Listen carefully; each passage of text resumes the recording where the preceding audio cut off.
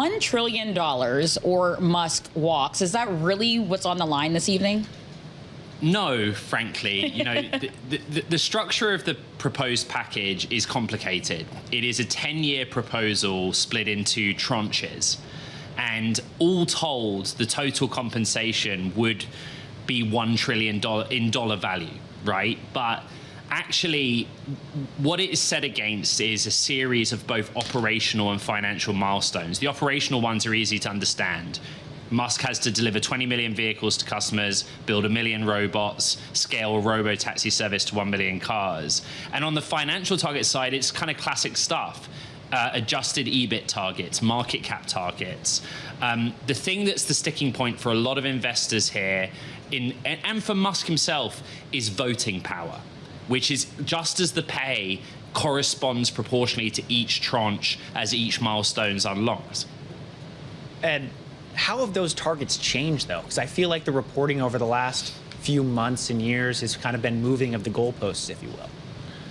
Yeah, look, the targets are set and codified in the proxy, which I think was September the 10th or maybe September the 4th or 5th. I'm misremembering, but early September. The thing about the total package is that it's an all or nothing. They are mandatory goals, both operational and financial. And so the issue really in the first instance here for both Elon Musk himself, the board, and investors that vote either way, is that for the board, this has been about keeping Elon Musk, because to their mind, irrespective of the goals that are set for him, he's the only person on planet Earth that can do it. They've literally said that time and time again. So it's a really bizarre situation where Musk is basically saying, I don't really care about the compensation. I just want the power to be able to do the things that the board has tasked me with. And it's that power that those, particularly institutional investors, but also the advisory services recommending a no vote, have taken issue with. So is this a battle between the board and essentially long-term shareholders duking it out here? A little bit. I mean, what we've tried to get out of Robyn Denholm, who's the chair of Tesla's board on multiple occasions, is what's the plan B? What happens if Elon Musk decides to walk away, if there is a no vote and he's not happy about it? Or, and this is a horrible example, but what if something sinister happens to Elon Musk? You know, he gets hit by a bus, hypothetically. And the problem is that the board's answer is it can only be Elon Musk. Now, in particular, if you look at, for example, Norway's sovereign wealth fund, which is Tesla's 9th largest shareholder, or CalPERS, which is the US biggest public pension fund, both of them have voted no on this package, identifying Keyman risk as one of the core issues for them.